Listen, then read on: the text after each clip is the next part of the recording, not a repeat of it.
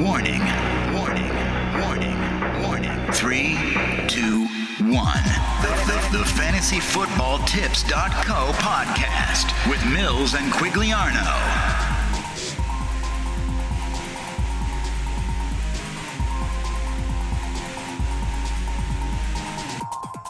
Hi, you're listening to FantasyFootballTips.co, the podcast in association with Premier Punt, the home of daily fantasy football betting. My name is Mills. It is game week 38, and we have a bit of a cliffhanger. I'm going to say I'm joined by JP.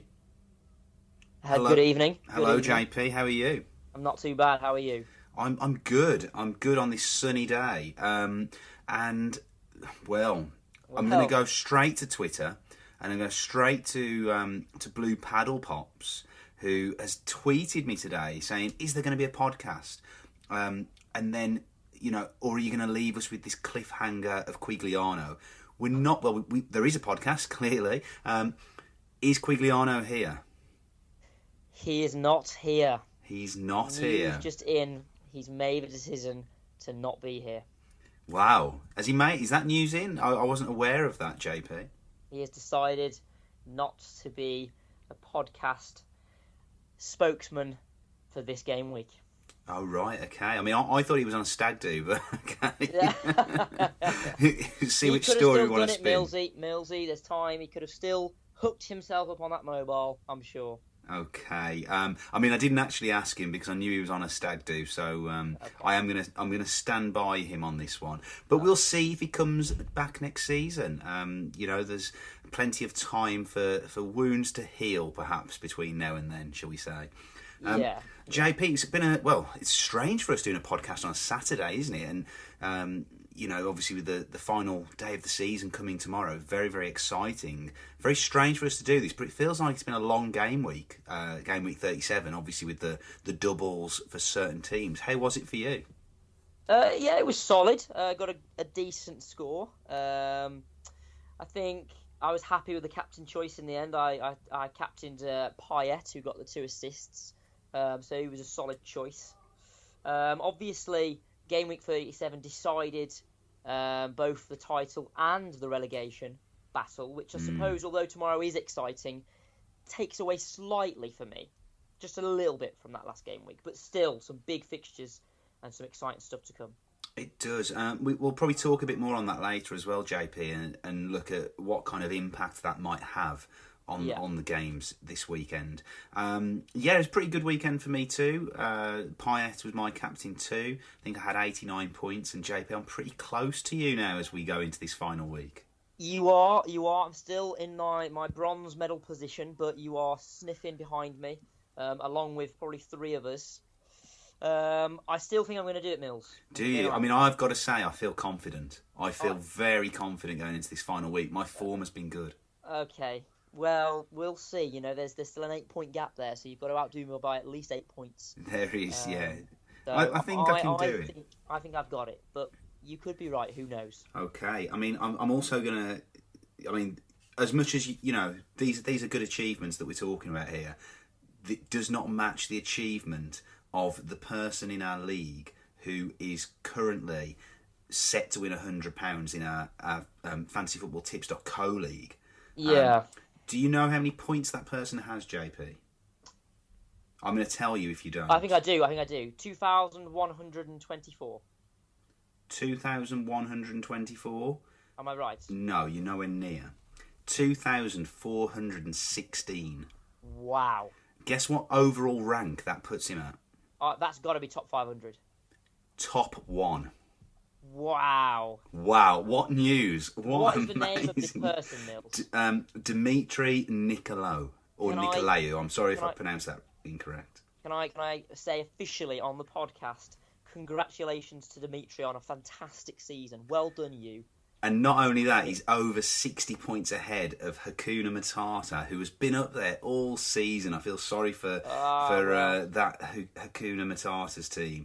Hussein Januwala, that was, in that position. Wow. Listen, still, all Hakuna he's Tartars, because that is still a very good point score. So well done, It is. It's still a valiant effort. It is a very valiant effort. Valiant effort, even. I'm catching something off you here, JP.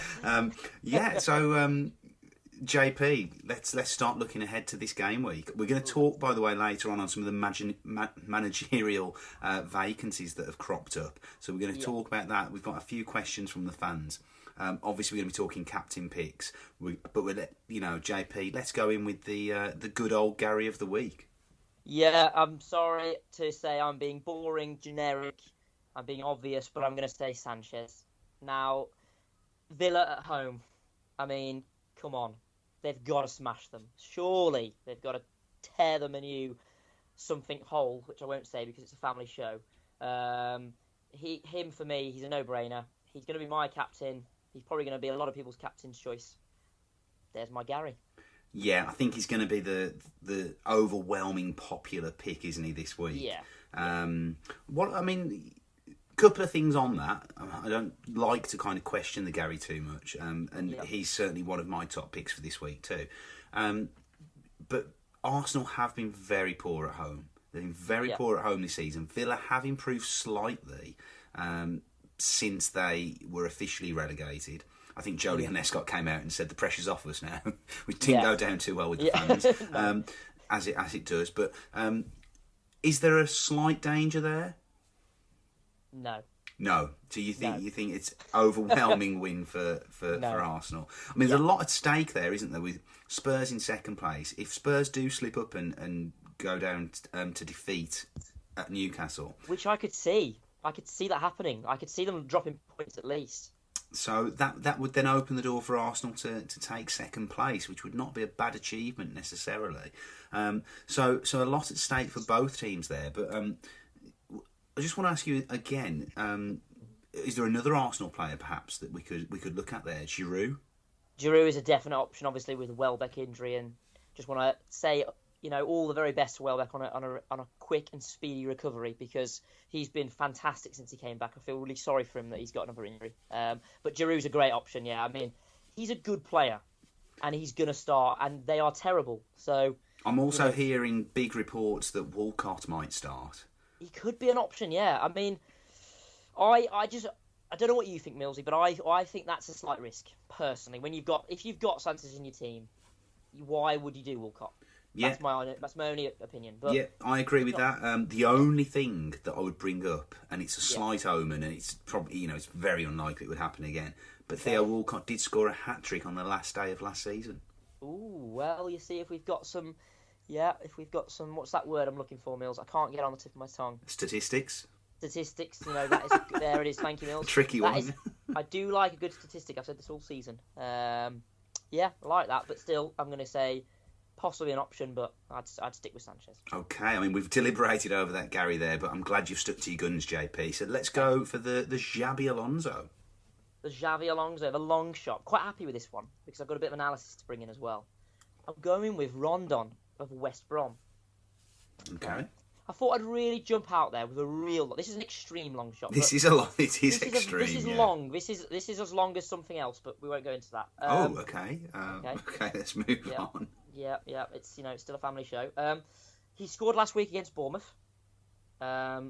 He's a strong physical player. They're playing Liverpool, but they're playing at West Brom. Now, correct me if I'm wrong, but don't Liverpool have the Europa League final on the following Wednesday? They do. Will Klopp rest players? Yes. Does that mean that they're going to be poor, potentially? I think it certainly means they could concede, yeah. There you go. Add the two together. 1 add 1 equals 2. Rondon. I love the analysis. I mean, yeah, you are right. He did score last week, but he has then gone, I think, something like 8 or 9 games without a goal. It's called the long shot for a reason. It is called the long shot for a reason. I like it. But just going back to Liverpool, I think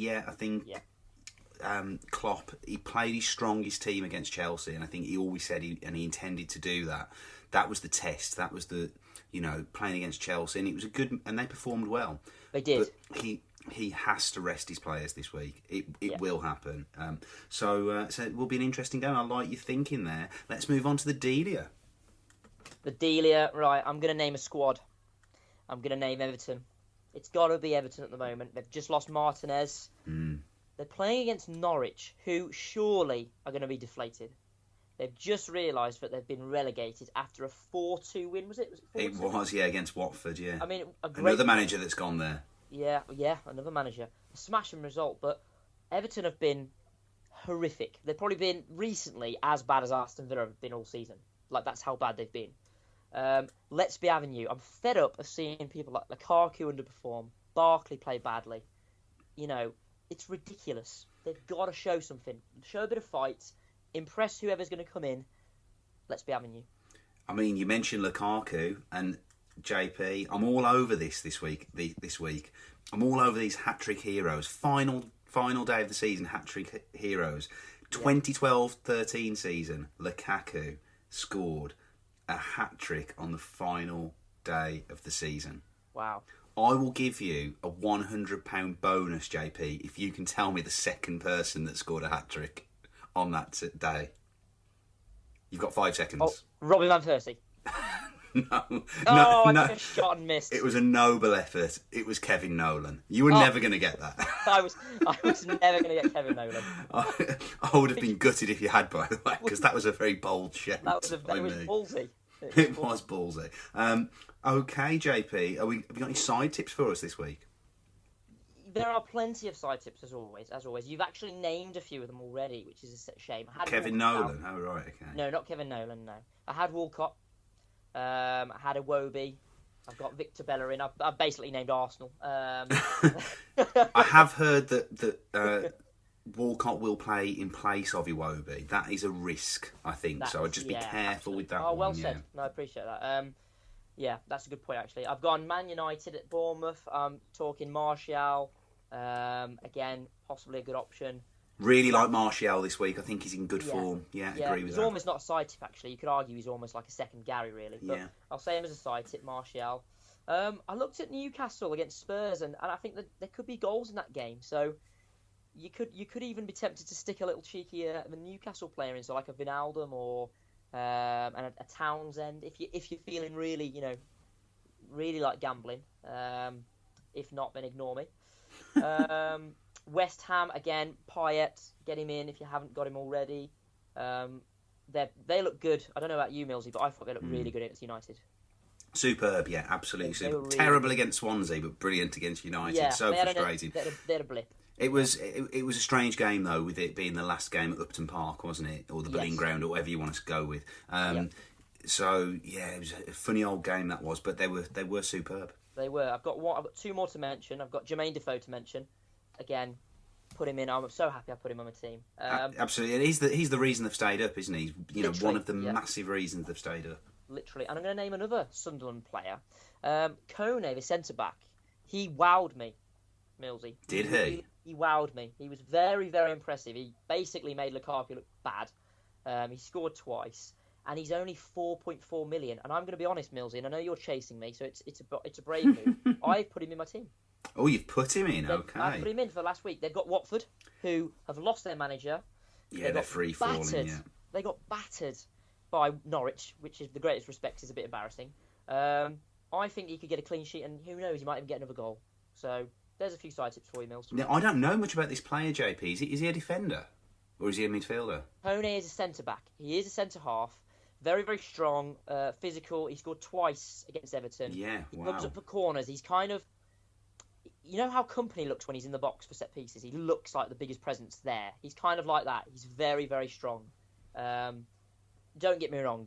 Don't bet on him scoring, but he's a chance, and I think they'll keep a clean sheet. So okay. I'm going there, and there we go. I like that, JP. Very strong start to the podcast. We're going to have a very quick break where there's probably some kind of jingle that doesn't actually make sense anymore because Quigliano isn't here. But we're going to be back after that. We're going to be talking managerial vacancies, and we're going to be looking to some questions from the fans. See you in a sec. You are listening to Mills and Quigliano on the FantasyFootballTips.co podcast. Sponsored by Premier Punt. All your fantasy Premier League tips in one juicy little podcast. Get in touch at www.fantasyfootballtips.co. Okay, JP, we're back. I'm kind of a little bit emotional today, JP, with it being the final podcast of the season. How do you feel? Yeah, absolutely the same. Like, I quoted the Rolling Peaks song last week. You did. It's been a roller coaster. It's been great. Lots of ups and downs. It's been great fun. I'm going to miss it. Within 2 weeks, I'm going to be bored and want to be doing it again. But we've got the Euros to look forward to. So that's a nice little thing to think about. It's been great, Millsy. It has, and I think this season, JP, you've really established yourself, haven't you, on the podcast? Because, at the very start of this season, you were not necessarily a regular; you were kind of a guest, and then you've really kind of found a home for yourself, haven't you? Thank you for that, Millsy. I appreciate that. Yes, previously, I should say, I was the guy who forgot to come up with a Delia, for example. Yes. Yeah, I was riddled with mistakes, but I've learnt. I've worked hard.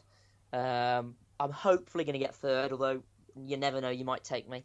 The podcast, I've gained experience in that. So yes, I've thoroughly enjoyed it, and may it continue next season. Absolutely, and we will be back next season. So lots to look forward to there. We're certainly not going anywhere. I'm going to go back to Twitter for a minute here, and good old Blue Paddle Pops, who we've already mentioned, because I think he asked a question on the podcast last week and it didn't quite make sense to us. It's about the Quigliano debacle. Anyway, he's got back in touch and he said, "Thanks for the shout out, chaps. Love this podcast. My question was, I was wondering if Quigliano has ever done this to you, Millsy, as he's referring to the indiscretion, alleged indiscretion. Yes. Yeah. Depends how you interpret it, doesn't it? We've gone over this. We're not going to go over it again. It's hard to say. It is hard to say because I'm not precious about these things. I'm not a man of the details when it comes to conversations that have been had or not had. So I don't know is the honest answer, Blue Paddle Pops. But he then goes on to tweet, and this is kind of where my love of the statistics on the hat-trick hero came in. And I think I know probably what you're going to say anyway, JP. But okay. He basically wants to know if, where is there a potential game week 38 hat-trick hero this year? Yeah, you know where I'm going. I'm sorry. Sanchez / Giroud. I don't think Giroud's capable. No, I don't know. Sanchez probably, or Martial, possibly. Martial's 2 goals against West Ham were literally individual goals. Like if you watch them, particularly the second one, he actually ran the ball past 2 players on his own. So he's got a hat trick in the bag, in the locker, I should say. Yeah. So I'm going to stick to those 2 probably. Okay, JP, another little quiz for you quickly here on the spot. I like this. I like quizzes. You like this quiz. And, listeners, if you want to play along at home with this as well, can you name 5 players that have scored a hat-trick this season? 5 that have scored a hat-trick this season, yes. Aguero. Yep. Right. That was... Is that it? Started well, it got worse. Lukaku. Nope. Oh, I thought he had maybe a brace. I might be wrong. Right. There is an Everton player that scored a hat-trick this season, though. Is there? Yeah. Kone. Absolutely, within 45 minutes, I remember that, Kone. So we've got those 2, Aguero, Kone. Oh, okay. Harry... Oh, I don't think Harry Kane has. Harry Kane has against Bournemouth. Okay, come on, JP, there's been 2 in the last few weeks that you should be able to... There's been 2 since game week 33. This could be poor from me then. I'm sure you've got one of the players. Oh my goodness, have I really? Maybe not. Quigliano had him when he did it. Quigliano had him when he did it. Vardy? No, that was me. Vardy hasn't. He gets a lot of ones, doesn't he? Vardy? Yeah. He's had plenty of ones this season. Plenty of ones. I'm really struggling now. I've got 3 of them. There is a Leicester player that I'm going to help you out, JP. Mahrez has scored a hat-trick against Swansea. Yeah, I remember watching that actually. JP, game week 36, a player scored a hat-trick. Game week 36. I'm trying to think now. I can hear you clicking. Yes, I am cheating. Yes, that's what's happening. You've got 4 so far. Mane, well done. I actually didn't click on the fixture, but I did see the 4-2 and then realised. I mean, the other players, just to go through them, this season, I think it's a really eclectic bunch of players, and that's why I bring it up. I know you said Sanchez, and he's the obvious choice kind of for this week, but it doesn't always go like that, does it? So, Andy Carroll, Wow. That was the game week 33 one against Arsenal. Jermaine Defoe, who we've already discussed today. Wijnaldum, who you've already given as a side tip. Yeah. Raheem Sterling, unbelievably. I mean, Raheem who kind of at the moment, isn't it? Yes. And then right back at the start of the season, Callum Wilson. Get out of town. Another Everton player, Stephen Naismith. So it's a funny old bunch of players there, isn't it, when you look at it like that? So is there, again, I'm going to go back to you, is there anyone who you think could do it this week? Maybe a kind of, a bit more of a long shot? Basically, Millsy, I've got no idea. So if I was to say anyone, it would be me making names up off the top of my head. You just never know. I mean, if Callum Wilson scored a hat-trick, what can we do? I mean, Callum Wilson was on fire at the start of the season. I know, Let's not be but cruel you've not to the seen him guy. since, so... Well, he's been injured, that's why. Yeah, true. Benicophobia, there you go, why not? Okay, a phobia against Man United. Okay. Against Man United. Okay. Brilliant. I mean, I'd maybe go Martial. I think he's looking he's nailed on. very, very good at the moment. He's a really good chance, Yeah, he just takes the chances. He's very, very clinical. Okay, JP, I want to quickly talk managers with you. Yes. We've lost 2 more managers this week, just in the last few days. Flores at Watford and Martinez at Everton, and obviously we're going to say goodbye to Pellegrini tomorrow. So there's, obviously the Man City job is taken, but there's two vacancies up for grabs. Should we expect more? In fact, before we talk about that, what's the impact for this week? So we're talking Watford and Everton, 2 teams that you said have been very, very poor of late. Yeah. Could that give them a kick up the backside? Could we expect something from them this week? Potentially. I think of the 2, I definitely lean towards, if anyone's going to do it, the Everton fixture. Simply because they're playing, surely, what's going to be a deflated Norwich side. And for me, they are expected to do more. They've really got to impress that next manager coming in. I think of the 2, I think I'd lean towards the Everton side doing a little bit better this week. Yeah, I mean, I don't know if you finished writing your CV yet, Millsy, for that job. I know I have. To be honest, JP, I'm taking a sabbatical, so... Oh, right, okay. Yeah, well, I've got my CV, and they've told me it reads well. Let's just say that. Okay, I mean, I could see you in there. I think I can see a likeness between you and Roberto Martinez, so... Yeah, I like that, JP. Good luck with that. Right, JP, we're coming towards the end of the show. Before we do, I did just want to touch on another thing with the managers. Who do you think, people coming in, who should we expect to see? And are we going to, this is kind of silly season now, isn't it? As soon as that final whistle goes tomorrow, the press just go wild, don't they, with crazy stories and, but realistically, what should we expect for next season? Yeah, I mean, it's good. I think the big exciting thing is obviously the Man City with Guardiola coming over. Is he going to have that effect, or is he going to have as much success with them as he has had in the past? That could be really exciting to watch. I could see, the Ajax managers, isn't he in line for the Everton job? Is that right? I believe so, yeah. Although David Moyes has also thrown his hat in the ring. When they started to do badly, that was where my mind went. David Moyes back. The fans love him. He did amazingly well there for a long period of time. Granted, didn't win much, but was always, top 6, which is impressive for that team that he had. Mm-hmm. So I think the really exciting one that people want to see, though, is what effect Guardiola is going to have at Man City. Who's he going to buy? Who's he going to bring in? He's going to attract some big players. Or is he, if they don't get into the Champions League? This is another thing you see. This is the one thing that is exciting tomorrow. I know I'm rambling a bit here, but if Man City do lose, then all of a sudden it opens a door and they might not even get Champions League. Could you imagine Guardiola with no Champions League?